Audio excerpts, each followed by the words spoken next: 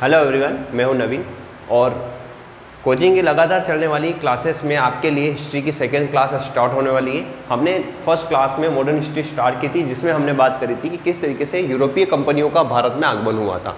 उसमें विभिन्न सीरीज़ किस तरीके से किस क्रम में कंपनियों का आगमन हुआ, पुर्तगाली, उसके बाद लगातार आने वाले किस तरीके से कंपनियाँ थी, उसके लिए मैंने आपको बहुत अच्छे से तरीके बताए थे, शॉर्ट ट्रिक बताई थी, इससे आपको ध्यान रहे। अब आज बात करने वाले हैं हम जो हमारे यहाँ पर ब्रिटिश काल चला है, अंग्रेजों ने किस तरीके से आधिपत्य स्थापित किया, इसका बेसिक और बहुत ही महत्वपूर्ण जहाँ से क्वेश्चन बनते हैं उस क्राइटेरिया को हम स्टार्ट करने वाले हैं। अगर ब्रिटिश काल की बात करें हम अंग्रेजों ने, तो सबसे पहले हम 1599 की बात करते हैं। 1599 में ब्रिटेन में, जहाँ पर इंग्लैंड में उन्होंने एक कंपनी फर्म रजिस्टर करवाकर भारत के लिए आगमन की तैयारी करी थी। कंपनी का नाम है मर्चेंट एडवेंचर्स।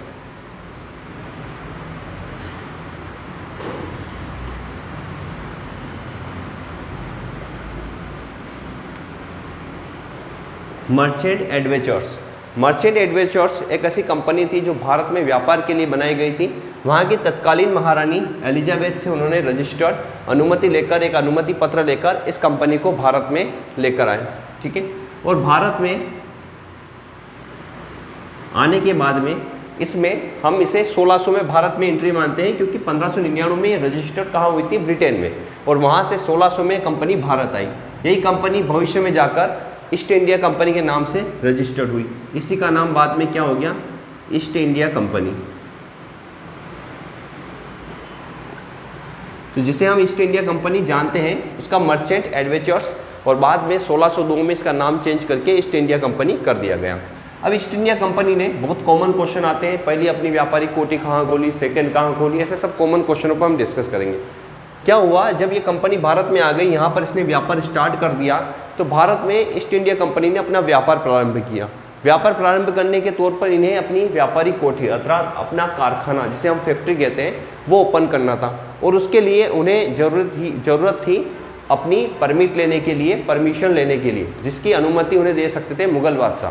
तो इस समय अगर बात करें, जब ईस्ट इंडिया कंपनी थोड़ी सी डेवलप हो चुकी थी 1608 में, तब यहाँ पर मुगल बादशाह जो थे वो थे जहांगीर। कौन थे, जहांगीर। और जहांगीर 1608 में जब यहाँ पर हमारे यहाँ पर मुगल बादशाह थे, तो इनसे अनुमति लेने के लिए हमारे यहाँ पर प्रथम अंग्रेज, जो क्वेश्चन आता है, जहांगीर के काल में भारत आने वाले प्रथम अंग्रेज कौन थे, captain Hawkins.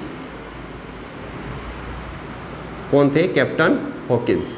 Captain Hawkins Bharat आए।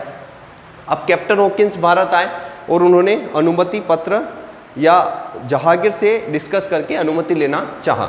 जहांगीर से बात करी कि भाई हमें भारत में व्यापार करने के लिए अनुमति चाहिए, किसके, ईस्ट इंडिया कंपनी के, हम भारत में व्यापार करना चाहते हैं। अच्छा, कैप्टन हॉकिंस किसके थ्रू आए थे, हमने जेम्स प्रथम का नाम सुना है, जो वहाँ के इंग्लैंड के जो ये थे राजा थे, उनसे जेम्स प्रथम के राजदूत बनकर आए थे कैप्टन हॉकिंस।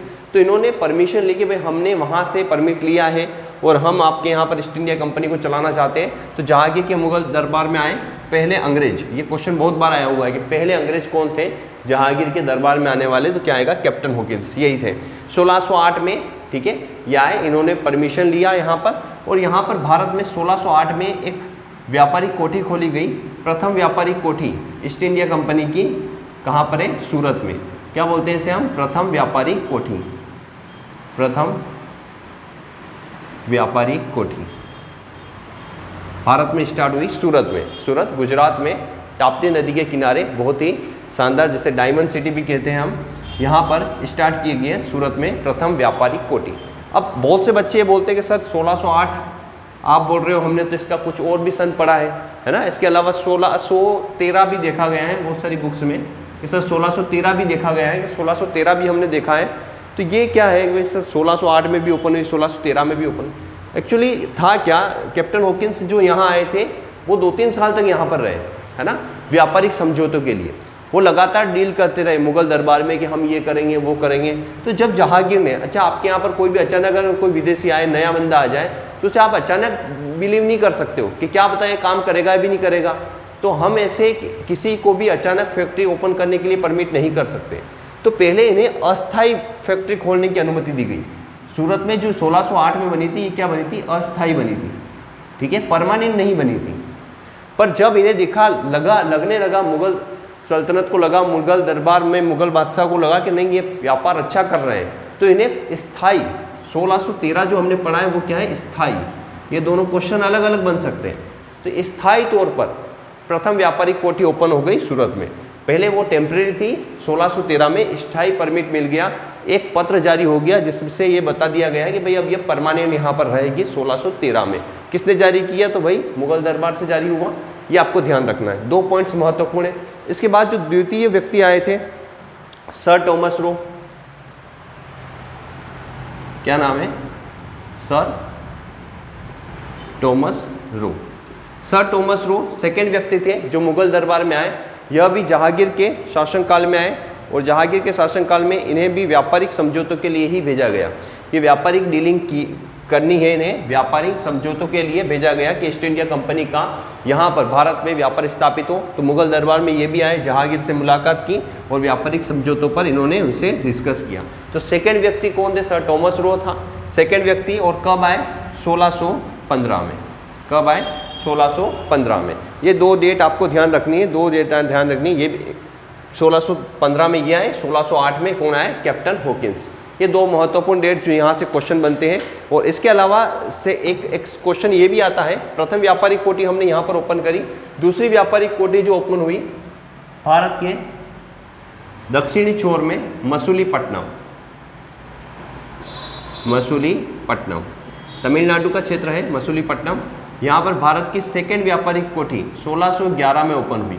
कब हुई, मसूलीपट्टनम में 1611 में भारत की द्वितीय, ठीक है, जिसे उस समय मद्रास का क्षेत्र, अभी हम तमिलनाडु कह रहे हैं, उस समय अगर आप बुक्स में पढ़ोगे तो मद्रास दिखेगा आपको, क्योंकि इसका प्राचीन नाम मद्रास ही था। तो मद्रास में मसूलीपट्टनम भारत के दक्षिण छोर पर दूसरी व्यापारिक कोठी अंग्रेजों ने 1611 में ओपन कर ली। इस तरीके से 2 लगातार फैक्ट्रियाँ अंग्रेजों ने स्थापित करी और व्यापार यहाँ पर भारत से अच्छे तरीके से व्यापार स्टार्ट हो गया। ठीक है।